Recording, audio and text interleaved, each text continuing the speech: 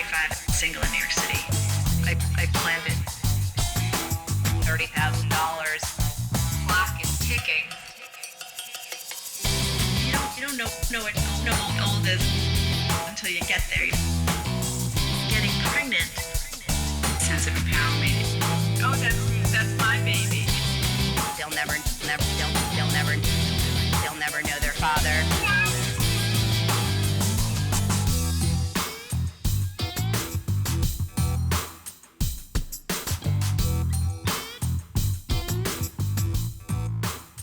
You know, when you're younger, you say, if I'm 30 and I'm not, you think you don't know what old is until you get there. I'm feeling the time pressure. I was approaching 40 and The proverbial clock is ticking. I'm 36. 38. I'm 37. 42 when I gave birth. 38. 38. 43. 39 going on 40. I gave birth at 41 and 44. I was 42 when I started seriously considering this as an option.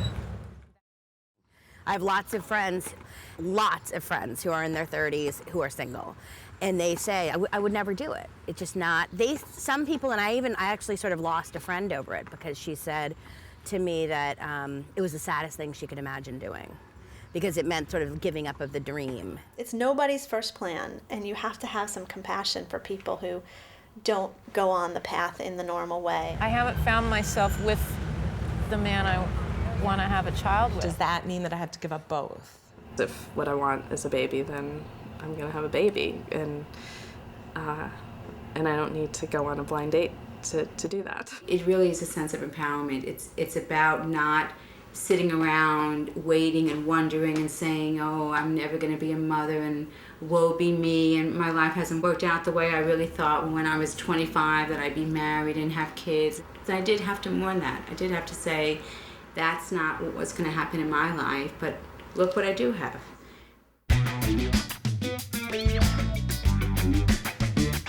I'm 20 weeks, which is 5 months pregnant. I did it through donor insemination. So I actually considered having a known donor for a little while, but then I just really felt like it was unfair. I didn't like the men that I used to go out with, and those are the only ones offering it. And I really felt like I didn't want to look at my child in the face and say, I didn't think that he was that great for a husband, but you know, for the rest of your life, for a father, he would be fine. Well, I have some good news, which is that I'm pregnant.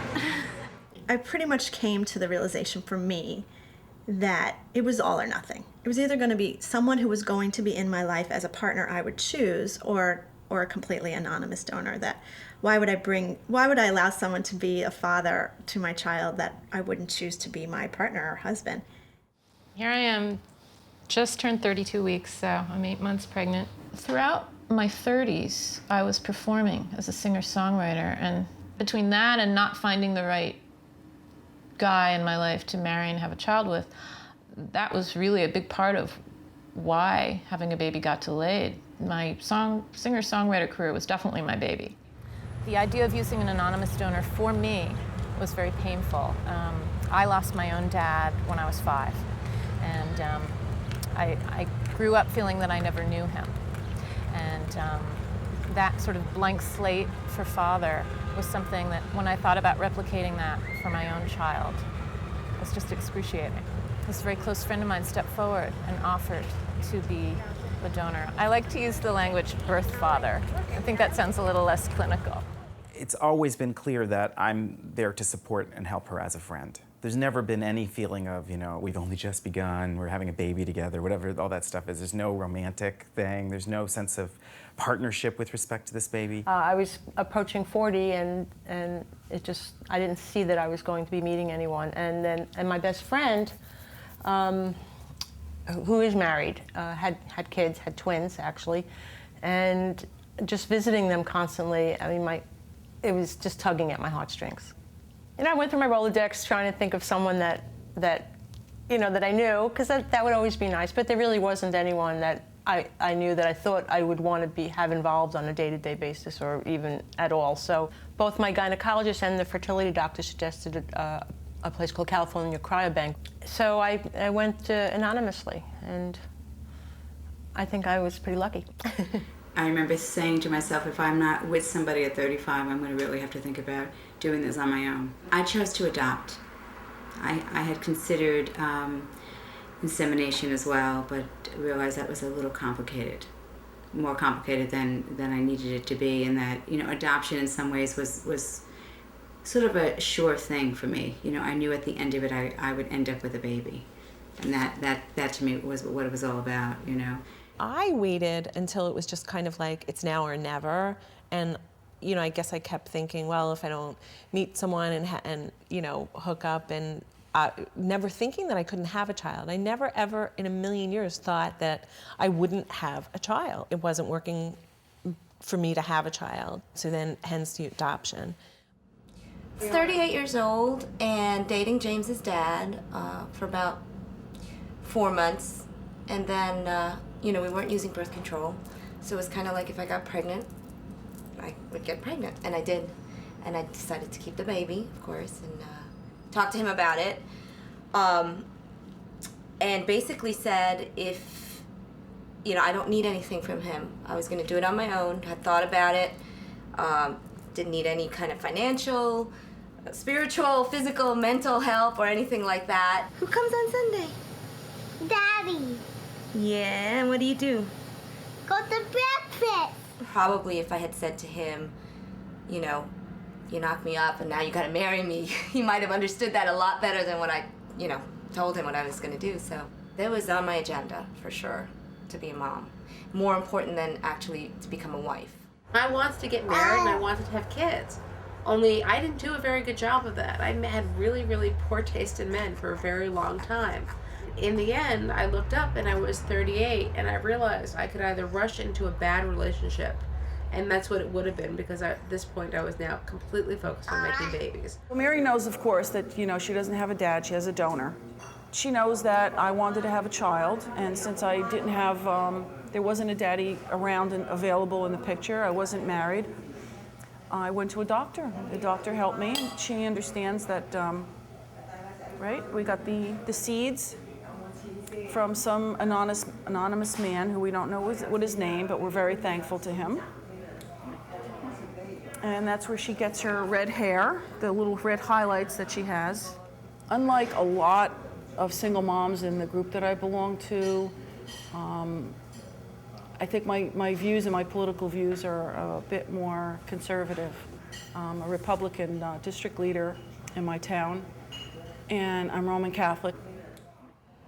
I had looked into doing a sperm bank and doing it that way, and I felt that I kept hesitating on that. I looked about 2 years ago into that, and having lost my mother when I was 15, I really feel like there's so many things I don't know about her that I'd like to know, and I knew her till I was 15, that to bring a child into the world for myself, to not know anything about the father other than what was on a piece of paper wasn't really what I wanted to do.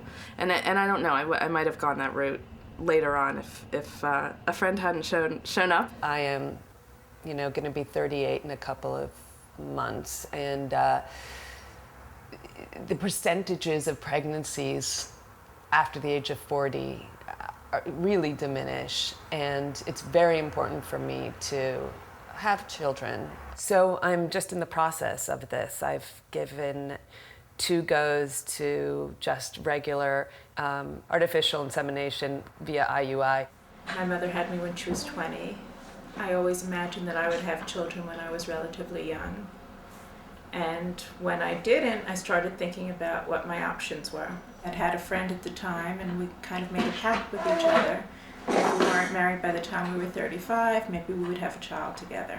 As time progressed and got closer to 35, we'd talk every once in a while, and we said, well, maybe we should push it a little longer.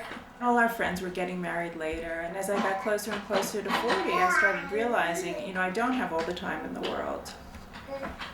And started looking at what my options were. Never dreamt I would end up getting sperm from a sperm bank. Thought it was like a completely foreign concept and kind of weird, and saw a friend showed me them online, and we like listened to voices, and we just laughed hysterically that people would do it. And then sure enough, that's what I ended up doing.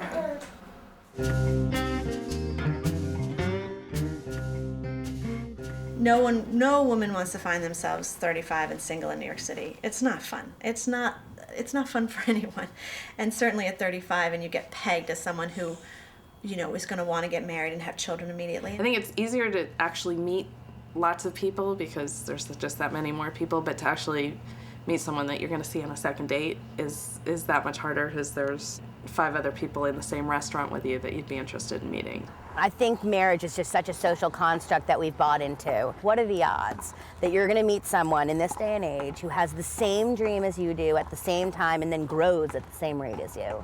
I just think we have so many choices now, and people live all over the place. You're not living next to your family. You're not, I certainly don't want to mimic my parents, who each got married 3 times. There was a guy that I met online who just had the most amazing profile. He was a pediatrician who had, given his skills to village children in third world countries, and he was very politically to the left. He was very well read and literate, but he wanted to say that he used to wrestle in college, high school, and that he found that he really wasn't able to have a satisfying relationship unless he was able to wrestle the person that he was going out with. That's what's out there, man. Pediatrician, brilliant, interesting, wrestling, or it's out. Most of them, they're their priority, their work's priority, and then, you're like a few rungs down on the ladder. And I just wasn't willing to do that. And, wanted to be partners with somebody if I was going to do it. I just think the effects on kids of bad marriages is kind of exceptional. I think the number one reason all my girlfriends or guy friends give for, why they're this or why they're that is like, oh, the trauma in my childhood. And it sounds sort of trite, but I think it really does play into it, into relationships and what you really want to have. My expectations were really unrealistic. I wanted some dream person, but that's long since gone. I'm very realistic as to what I'm looking for now.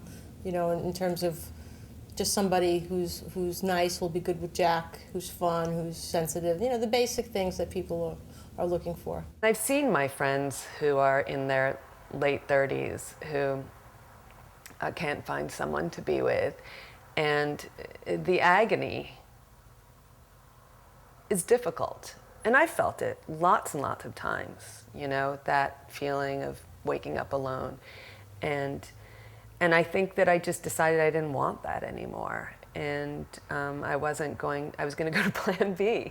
That's all this is PlanB. I've always had a lot of male friends, and they live all over the world and all over the country, and they come to visit, or I visit them. And I'd say over the years it's been a lovely thing to have what we call friends with privileges. And it does give you that confidence to say, I don't have to settle for anything. I don't have to make decisions based on the fact that I hadn't had sex in a long time.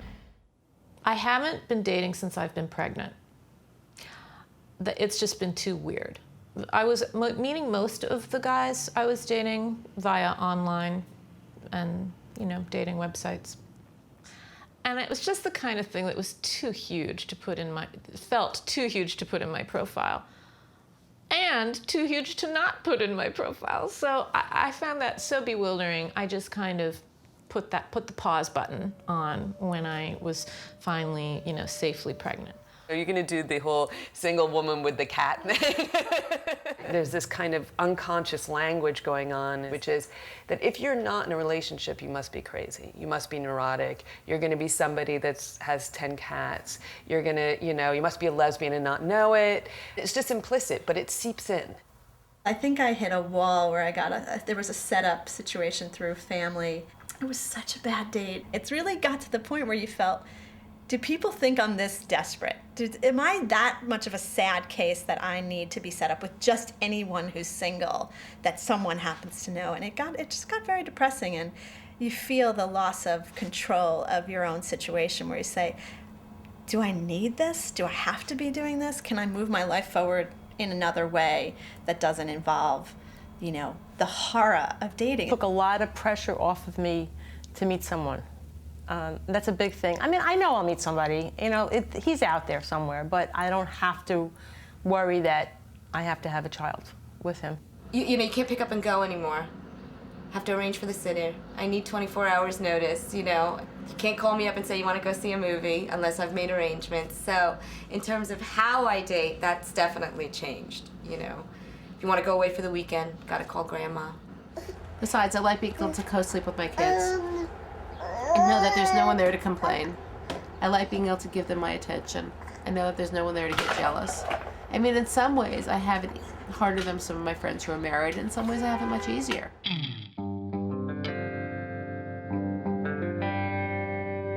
You order sperm online or on the telephone, and prior to that, obviously, you go through selection of who the donor is going to be. You look at different sperm banks, you look at different donors, you narrow it down, you decide what your priorities are. If you want, I got other people involved too in looking, you know, because as I narrowed things down, I had bunches of prospective donors. There's no way I could read these profiles of people and have a sense of anything, really. I mean, it was a little bit too much of column A, column B, what somebody's favorite color is, how tall they are, what their eye color was. So I asked Liz, it was her job at the time, to interview all the men. She said he's the best looking guy we've got, he's the brightest, he happens to be really, really sweet, which is important because when the kids are 18, they get to request a meeting. And if there's gonna be somebody on the other end of that request, he better be nice. So what we're going to need to do that doesn't really exist in the social script, we'll have to create it newly, is really create a definition in our lives of the difference between father and daddy. I have never wanted to be a parent. I love children, but I've never wanted to be a parent. I don't, there's a certain kind of abiding quality that I think a parent does need to have, because you need to be there on a regular basis. There needs to be this very steady relationship, and I don't have that quality. You know, there's a lot of invention and creating new relationships and new boundaries and roles involved in this, I think. And people come up to me at all my baby showers, they came up like, so is George really excited? How's he doing? And they're trying to make him into daddy, and he's not daddy. The moment where he comes into my room, my postpartum room, and there I am with this baby, I can't even really imagine how profound and tearful a moment that'll be. Having been through so many things in this extremely, extremely physically and emotionally challenging process. And then, you know, seeing the flesh of your flesh. It did change. When she was working to get pregnant, it was an abstraction for me. Now that there's going to be a new life, now that there's going to be a baby, a person, and especially when I found out the gender, that was really when a flip happened. Because when I found out it was going to be a boy, then he was really real. He was manifest. Before that, we called him the kitten. But now that he's a boy, I did feel more of a sense of identification with him. And I don't really know how that's going to play out, but I did feel more of a sense of, and propriety is too strong a word, but I felt more of a sense of like, wait a minute, this child's going to have my genetic material, and I'm also being a friend who never hesitates to tell Carol my opinion. As a single woman going through the process of getting pregnant, you do a lot of things you would never do if you were in a couple and you were just trying. I did a huge amount of blood testing, genetic testing, things you can do as a couple, but I don't think a lot of people choose to do. I found out through the genetic testing that I am a carrier for cystic fibrosis. So it was really important that I find a donor that was not, that had been through the same 86 screens of cystic fibrosis. I have his 17-page profile, but they have on their website shows everything they screen every donor for. Okay, and fine. it's all 86 and all that. Even though I think, did you tell me 87? No, but 86. Okay, 86 good. So I was right. definitely freaking out for a moment. That it'll be that one. Let me try to take some measurements. And there's the beautiful heartbeat. So, but you could hear it, right? Yeah. Okay, Really, good. So it looks beautiful. My scope was a little bit limited because I have B negative blood, and so my doctor said, you know, normally you can't pick what your husband or your boyfriend is going to be. But in this case, you can, and if you have negative blood, it's just safer, less risk of miscarriage if he's negative. I knew I wanted it to be a Caucasian because I feel like you're already causing sort of one extra thing for this child to think about by having only one parent and by the fact that they'll never know their father. I didn't want to add race to that issue. Finally, I picked someone who was negative blood, who was tall. I figured I'd even it out. So in the end, this last one, I had no faith in whatsoever, and I said to someone at work, go online, pick him out. These are the only two characteristics I care about. So she is a little bit kooky and did this whole numerology thing on him and said, okay, this is it, 3672, this is it. And I was like, okay. So that's who we picked, and it was a lucky winner. You know, very, very basic physical attributes. You know, I wanted someone a little taller because my family tends to be on the shorter side, and I figured I chose somebody who had a head of hair because, you know, if you can dream, why not go big? You know, they like that kind of look. That doesn't mean that they're gonna, you know, doesn't mean that they're designing a baby. That's a totally different way. It's two different things. It's not about design. It's about you can say maybe falling in love a little bit with the donor. I have 17 pages of information about this man. I know how old he is, what school he went to. He's an architect. He's Jewish. I know about his siblings, about his grandparents. It's, you know, and it probably wouldn't be too hard to find him. I mean, the joke in my family is, you know, we can track this guy down. He sounds like a pretty good catch. I mean, it's not so dissimilar from dating, but obviously priority was health issues. And also something really important to me was that they be intelligent, seem like they were a happy person.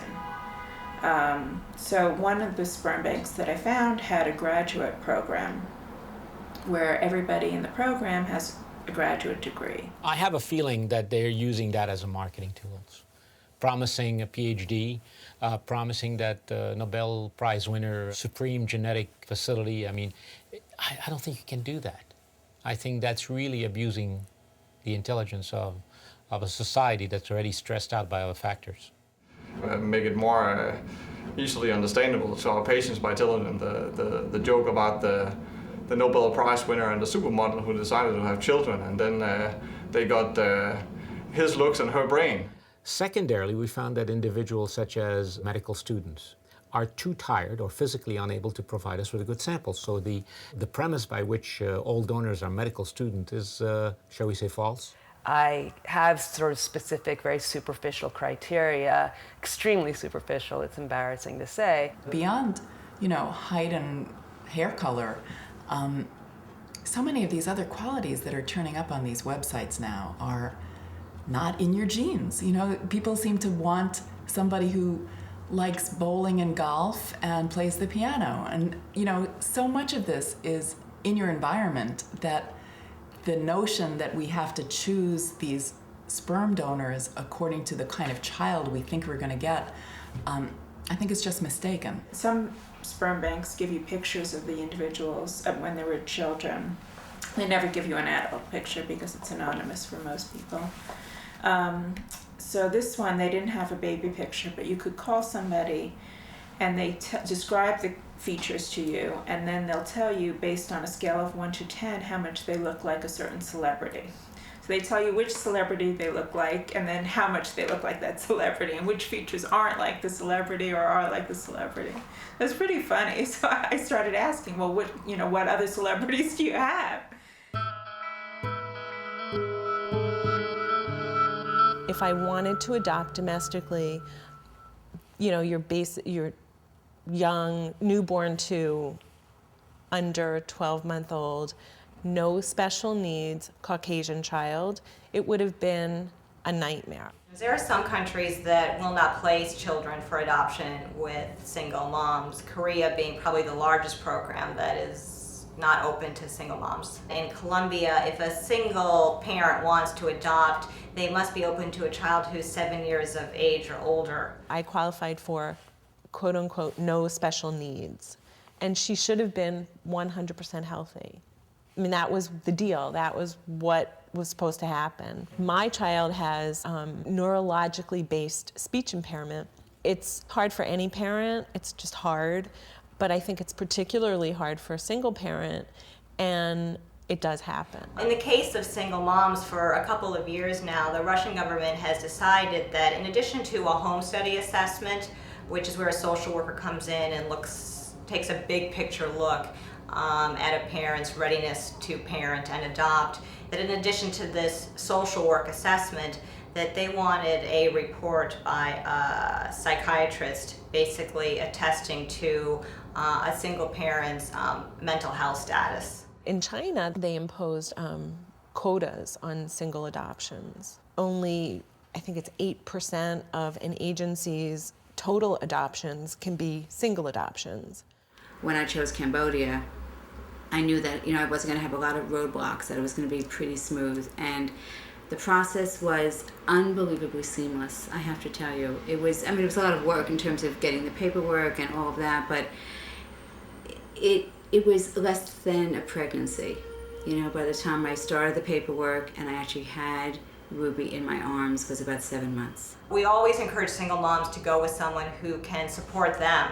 Having that right someone, be it a family member or a friend, who also has the flexibility in their schedule to be away from work for that period of time and also have the finances to do this overseas trip. My sister came with me to Cambodia to get Ruby, and they call out her name, which is Sam Ning, was her given name, and I'm sort of not identifying it because I know her now is going to be Ruby, and they said, Sam Ning, and I'm sort of looking around realizing, oh, that's my baby.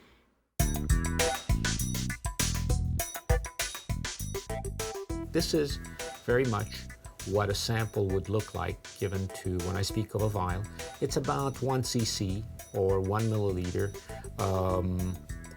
10 million motile cells, sometimes 15 million, but at least enough to do an intrauterine insemination. Each one of those vials is $425 plus the shipping cost of sending it, depending where it is. It came out to be around $500 or $600 every time I would do it every month. And I sort of figured out, okay, 6 months, I could probably do that. And it took 6 months, so it was a good thing. The sperm itself is extremely inexpensive compared to the treatment at the fertility clinic. The reality is, I feel being a single parent when it comes to finances. We would have had $100,000 more to live on if I hadn't had to pay for all that in vitro without insurance. Being a partner right now if I hadn't had to pay for all that in vitro without insurance. Well, I don't have that much space for a baby, and I'm in a 1-bedroom right now. It's kind of crowded. And I thought I'd be moving sooner, but it's just worked out that the timing of the baby coming and the apartment coming just were completely parallel. This looks really odd, I realize, but actually, this is a life-size template of my grand piano. And I gotta tell you, I brought it to every apartment that I was seriously considering, because it's hard to eyeball this big a piece of furniture and know if it would fit properly.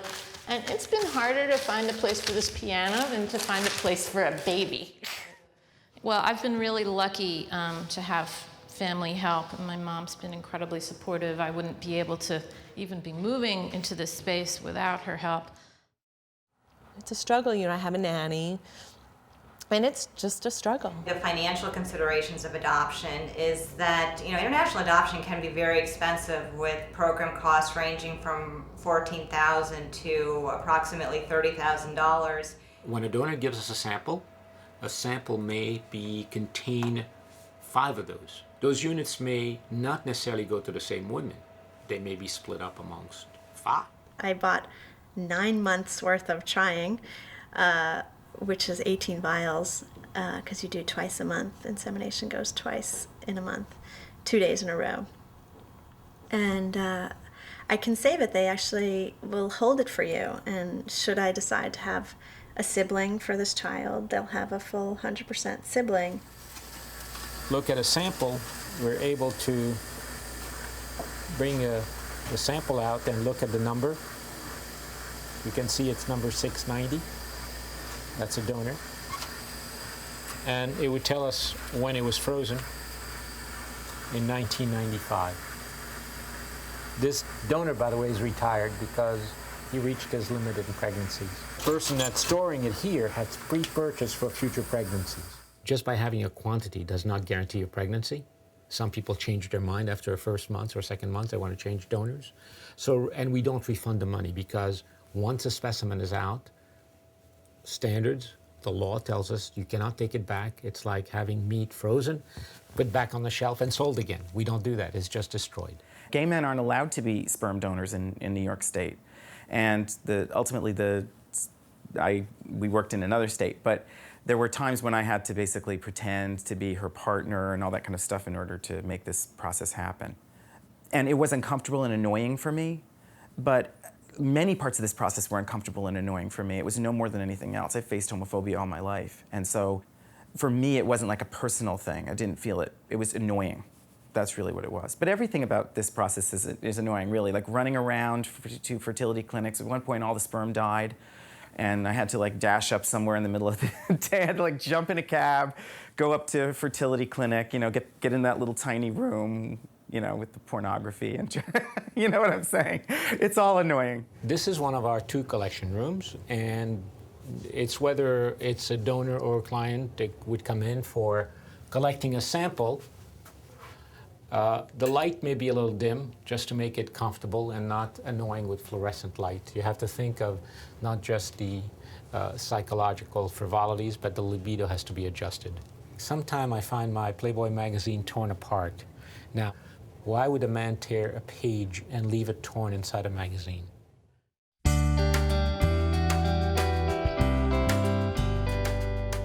Well, my mom's name is Charlotte, and she was a single lesbian at the time that she wanted to have me. And she found my dad, who agreed to donate sperm. He agreed that he would be, like, I would know that I had a donor dad and that I could see him, but like he wouldn't have any rights over me. I decided to call him Dad. I don't know how, maybe just because I thought I should, but I knew that it was different. I think the hardest part was that his family didn't accept me because like they were also really religious, and so they didn't acknowledge me as being part of the family. And so sometimes when I would go to my dad's house and all of his family members would be there, I was kind of like, I was always like, what is my place here? He's probably going to want to know who his father was, and I'm not sure that that's going to even be possible. I'm hoping by the time it comes, they might be curious, but they won't think of this person as a mythical beast. Within the anonymous world, there are maybe 5 to 10% of the men who donate sign something called an ID release. And that means that they are willing to meet the child at 18, that they are already signing before they, even donate, that they're willing to meet the child. So that kind of helped me.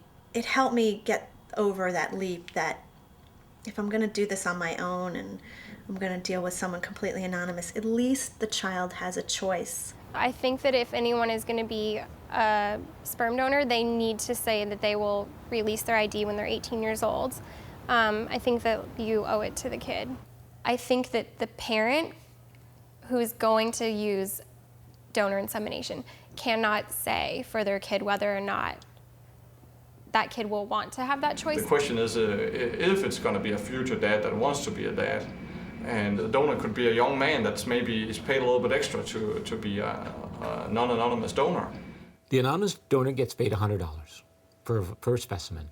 The open ID donor gets paid $500 per specimen. When I just sort of didn't like any one of the open donors, I thought, okay, I'll have a closed donor, anonymous donor, with the weird inkling in my heart that whoever I picked, from the way he described himself and the way he described his family and the way he how he associated himself, would have the heart to respond to the adult child contacting the bank, who would then contact the donor and ask if the donor was interested in this meeting. Let's just say he had 30 children or 30 pregnancies, and all of a sudden in 18 years' time you have 30 different children contacting you. I'm not sure that could be good for anybody.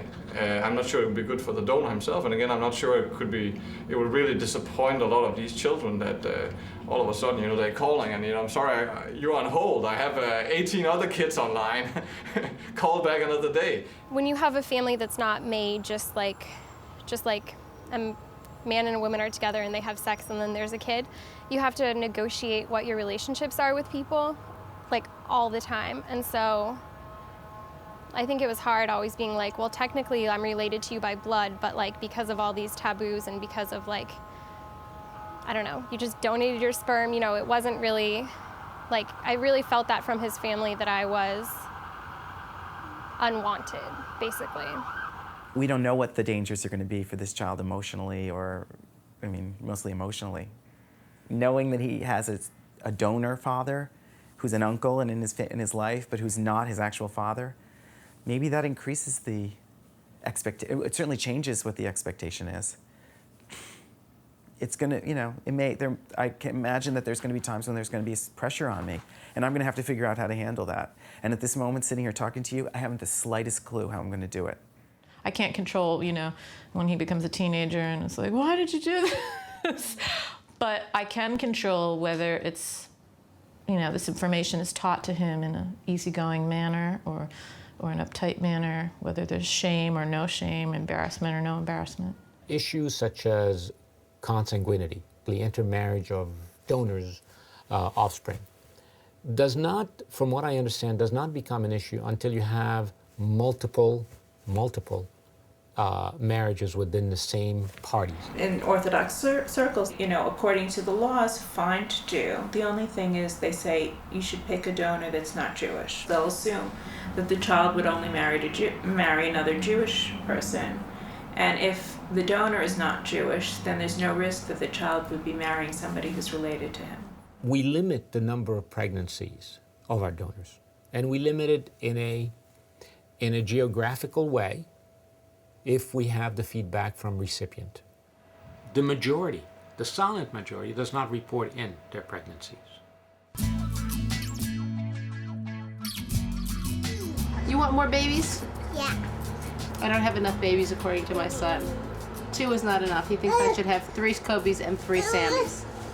Right? And 3 mommies. Oh, and 3 mommies now. It's a very small apartment for all those people, don't you think? No.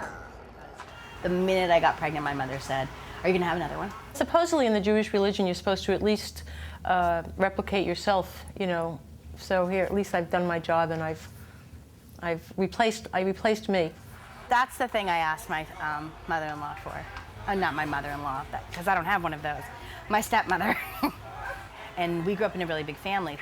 We have each other. We're all really close. Like, my brothers and I talk, even though we all live apart, we talk almost every single day. I cannot have another child. I just can't do it physically. I can't do it emotionally, and I can't do it financially. I think it's trickier. I watch other people say, well, my husband's picking up this one at this daycare and the other one at this nursery school, and I just think, like, what if I don't have that option, if there isn't a man in my life by then, the time they're there? I think it's hard. I think it puts a lot of pressure on yourself. And I do not feel like kids have to have a sibling, whereas some people in my family would beg to differ, like my mother, who feels that siblings, then you never leave them alone if you die. One of the reasons I wanted another child is I wanted for Kobe to always have somebody on his team. I knew that I wouldn't be able to be there for him as long as my parents wouldn't be there for me. The truth of the matter is I have a brother who I hardly ever speak to. When the time comes that my parents are gone, we probably won't speak, and if we do, it's rare. Who will take care of my parents? Me. 3 years ago, Single Mothers by Choice, which is one of the organizations I belong to, they have a registry, a sibling registry. And I joined, and within 3 or 4 days of joining, I got a call to let me know that there was a match. She has at least 3 half-brothers and at least 3 half-sisters. We just got some photographs of one of the girls. When I got her pictures on the email and opened them up, I'm like, oh my God. They have the exact same eyes. and the nose. Yeah, people say she resembles me, but when you see this picture, it's like, can't be. She's got to look like the donor. In fact, I didn't tell Mary who it was. I just handed her the pictures, and she said, when did I take these? It's a little strange because, I mean, I could just imagine. I mean, my father always joked, my father was in the army in India, and when I went to India, he was like, oh, you might have half siblings around there, and it was sort of like, but who are those people, you know? I think it's interesting how science plays a part, but it's so not in the end, you know, you really hope you build a family for your child. Personally, I would have liked to have had more contact, because to me, I kind of see it like a cousin relationship almost. That's why if I do donate the embryos to someone else, I'm going to try to pick someone who's in our vicinity, because they will be full siblings. In fact, they will be, if one of them were to have a girl, it would be Mary's twin. Because the definition of a twin is that they're conceived at the same time, not that they're born at the same time. So if one of the other moms uses the embryos that we still have, any children born of that would be considered your twin. Technically.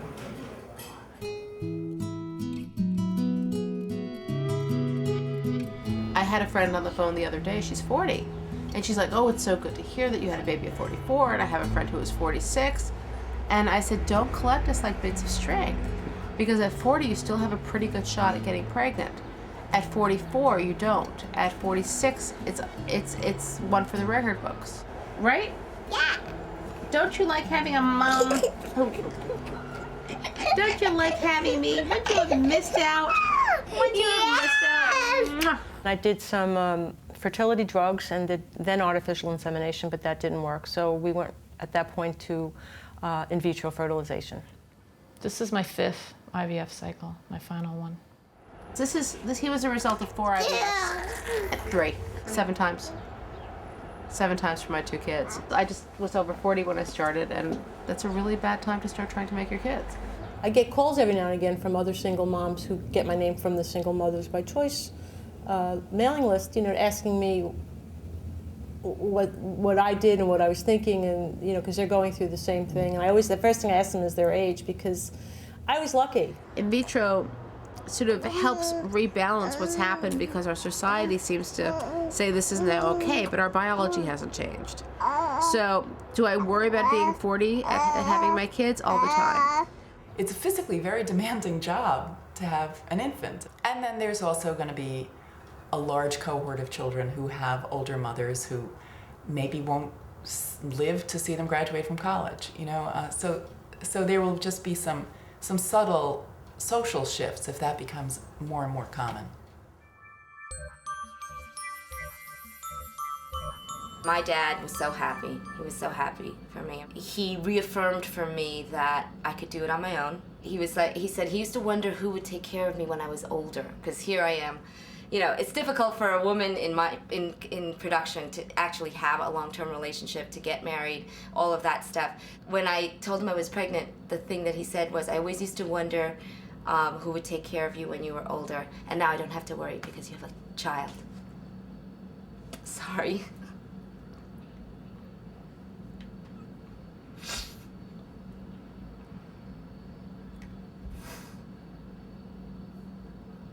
My dad and I are really close. There's a part of me that wishes he had, you know, 2 parents to go to, just physically having, you know, if one's not there. You know, he's only got 1 set of grandparents, where, you know, some of my nieces have 3 sets of grandparents with divorce and everything else. But at the same time, he's in a happy household. There's no fighting going on here. My uncle, who I'm very close with, and actually has been phenomenal since I've had the baby. When he first found out he needed a drink, he has 2 daughters as well, and one who's definitely going to be a career woman, probably the other one as well. He thought maybe I would be a role model, and this would be something that they would want to do, or always know as an option, and it also takes a little pressure off his daughters. I'm Roman Catholic. I have a wonderful church who's been nothing but supportive. Technically, the way that I conceived Mary with IVF and technology, et cetera, is not really, it's frowned upon through Catholic teachings.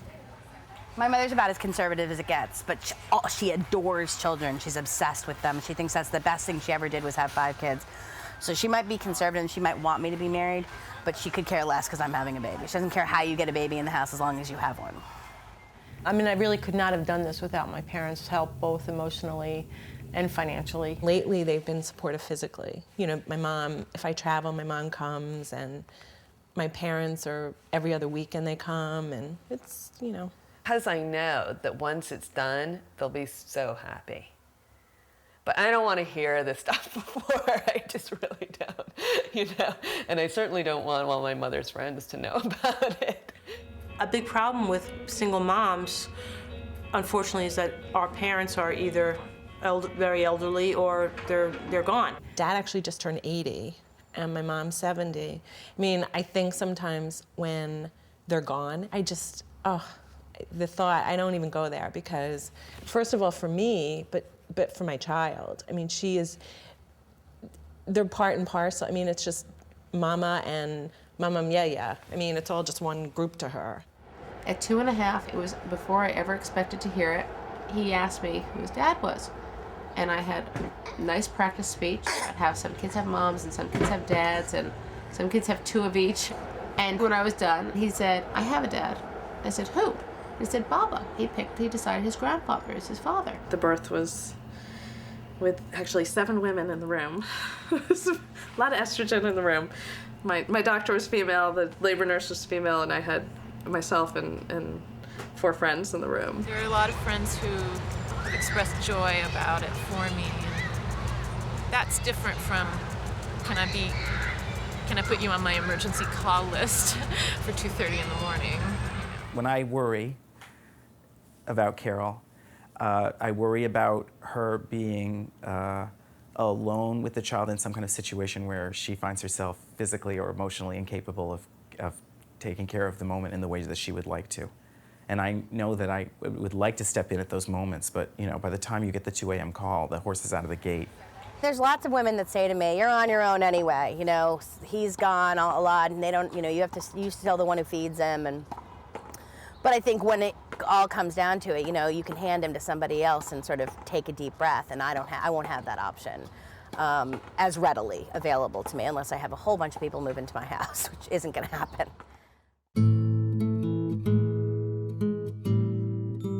It'll be fucking difficult.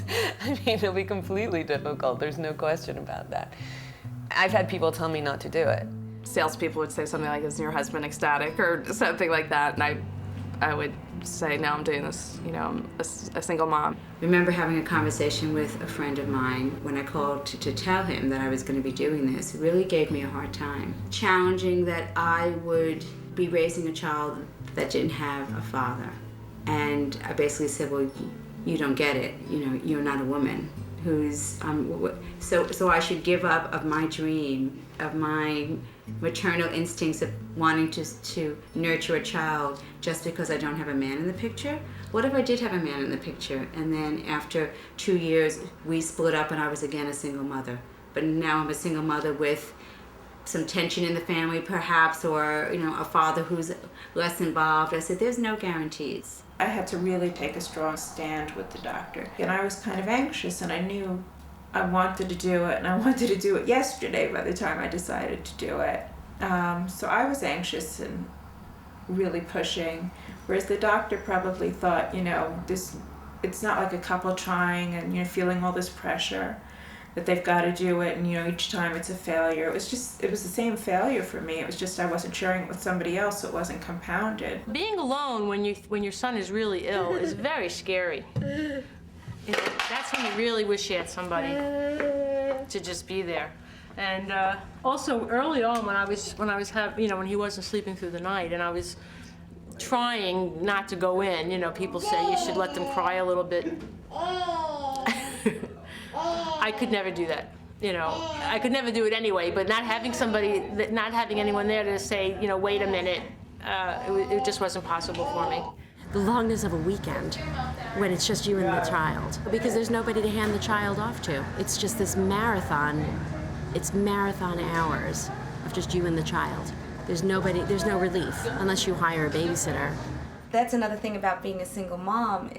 You know, there are very few pictures of me and James together because there's not another person in the house to take photos of us.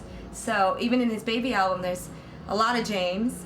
There's a few sporadic of me and James, like my mom or my brother has taken, but yeah, it's such a little thing, but it's, you know, there are very few mom and baby pictures of us together.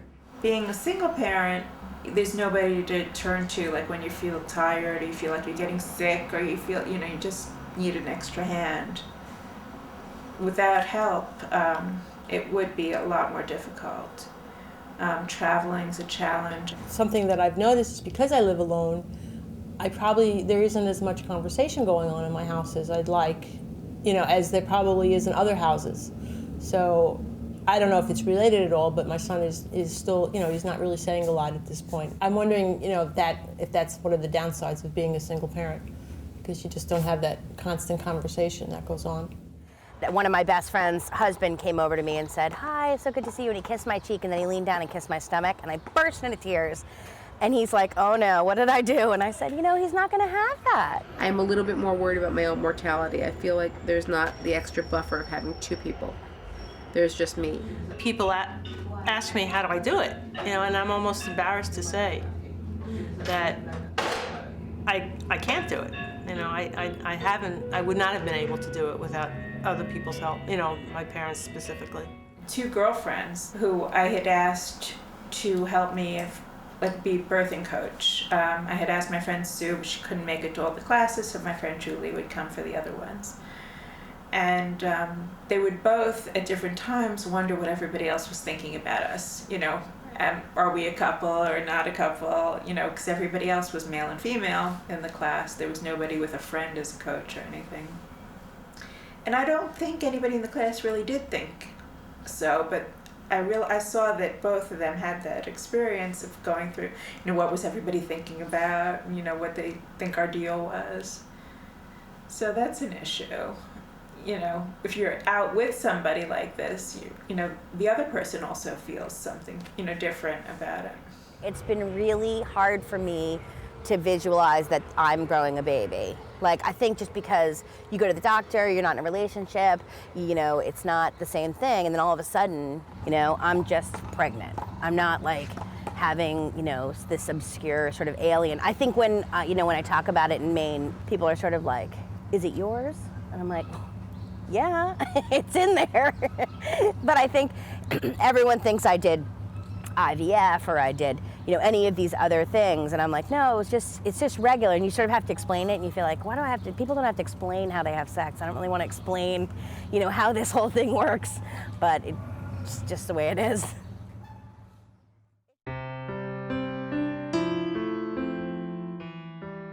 Traditional family is what now? I do think that teachers have to be incredibly sensitive to many aspects of it. You know, I think when you're thinking about Mother's Day and Father's Day, if you're talking about family trees, you know, if you're really looking back at ancestry, you really have to be very sensitive to all kinds of kids. He really was a donor, as far as we both were concerned, and he would be as thrilled as I would be to have someone else come into Harry's life and be a daily part of his world. The father won't be a daily part in any way, but he is in the city, and I would like to think that, you know, Harry will know who he is. We haven't really gotten into the sort of nuts and bolts of, will we be seeing each other a different number of times per month, or will there be special rituals that he does with the kid? We've discussed the written agreement. It actually hasn't been signed yet, and I was thinking about that when I was just this morning about making sure that we get that agreement signed before the baby's born. I mean, of course, everyone says this before a big event happens, but I'm not so concerned about it from the perspective of an actual legal proceeding. But I am concerned with, and I guess one should always pay attention to that in these times, but I'm more concerned with it as a clarification just another clarification of where I stand with respect to this child. I helped out a friend. That's really where it stands. My emotions obviously have a separate access, and that's why the agreement really helps. Yeah, it is a concern because I have some very strong opinions about how or what, James should be exposed to or non-exposed to, and we don't always agree on that. And in my head, sometimes it's like he doesn't really have a right to tell me anything like that, But he is his father, so I guess I can hear him out. But I don't necessarily have to agree or take action about it. The more you tell it, even though you know that the baby's not going to understand, it just helps you get the words right.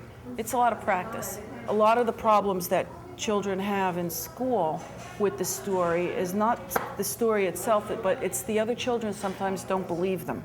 And I don't want them having to misunderstand anything and then go home to their mom and ask them what a donor is or, and all that. I told him how I prayed to God and how I went to the doctor and we got this magical spark. And by the time, and I finished this whole story and I say, so where did you come from, Kobe? And he looked at me and shrugged and said, God made me. And he walked off. And leave it to the kids to boil it down to the most important moment, the most important thing. Kobe came from God, and he's right. And the fact that it took 4 rounds of in vitro and some donor sperm and everything else just doesn't matter. Now they have, kids' books about I have 2 mommies, I have 2 daddies, I'm adopted. And I said, hopefully by the time he's ready to read, they'll have a book that said, I have a donor father, and I won't have to worry about how I'm going to talk about it. But I think about that a lot.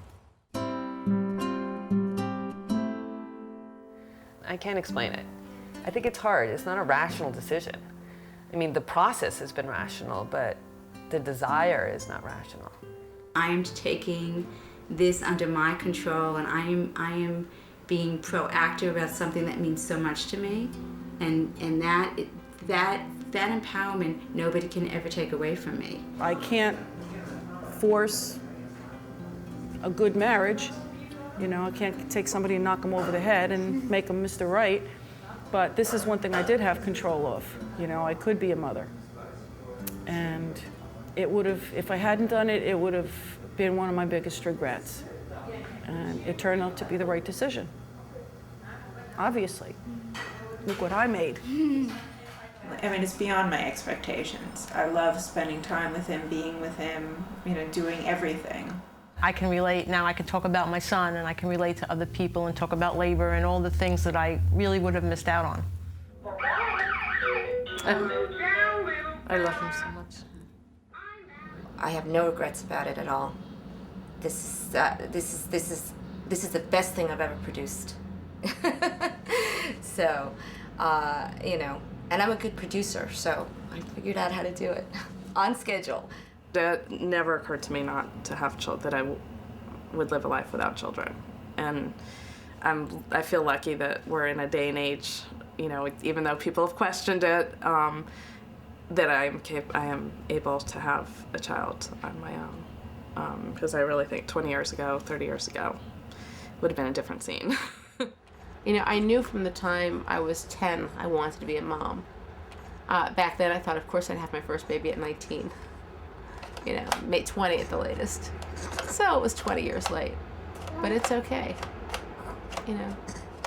I think the bigger tragedy is when people talk themselves out of something when they decide that they couldn't possibly do it. Because if this is something that you want in your life, there's nothing that's going to replace it. This is Jeannie, the nurse. Hi, Jeannie.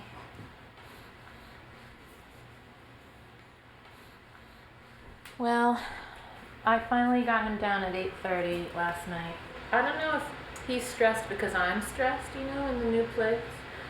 He could be picking that up, being in the new apartment and this morning he woke up around 7. I gave him a bottle at 8 and I had him on the boppy for a little while, so I actually got a shower.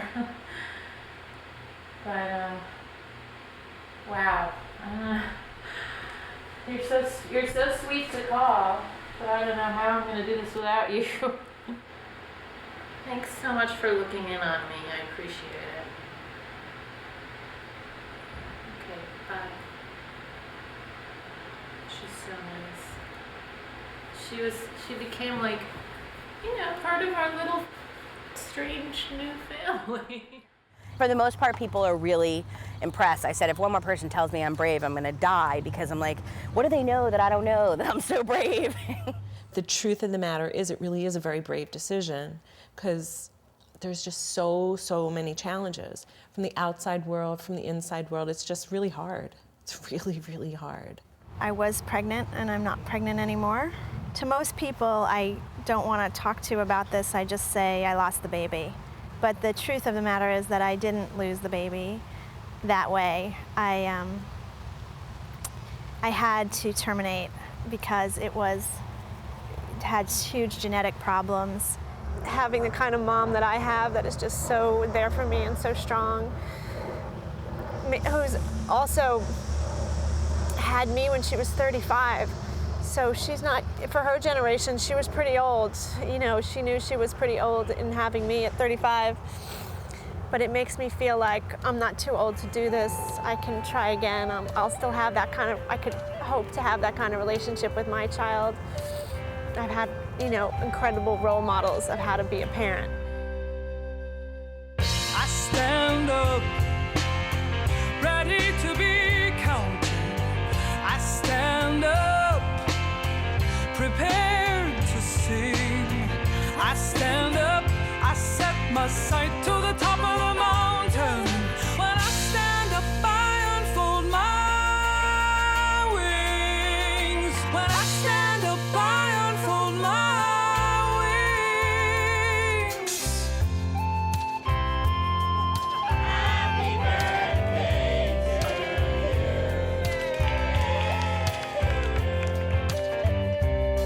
Crow in the tree, she scolded me about my small perspective, for she has flown above all that I have known, below what I neglected. When I heard the clean spring wind speak my name, I arose to face the change. No more use for the old way. I found my strength.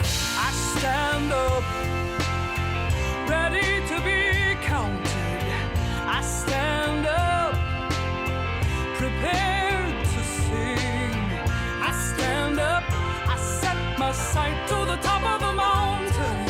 When I stand up, I unfold my wings. When I stand up, I unfold my wings.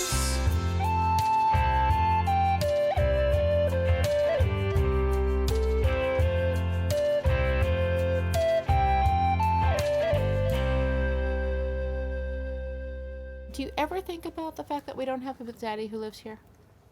I think I would like it better if I just have a plain daddy. Yeah? This is my deal. I think if I can't bring home a daddy who would be like the best daddy possible for you, it would be better to just be us than to be stuck with a bad daddy. Shade from the tree had sheltered me when I should have been growing. There underneath on earth, so sweet, so soft, perfect for sleeping. I felt the summer sun kiss my skin, rekindle the hungry flame within, and through the light of that transcendent fire strode my desire.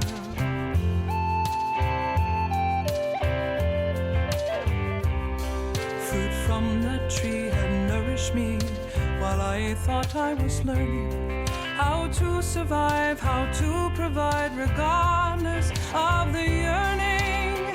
I let the cold autumn rain soak my skin to satiate the gnawing thirst within. And when I knew that I had my fill, well, I met my will. I stand up, ready to be counted. I stand up, prepared to sing. I stand up, I set my sight to the top of the mountain.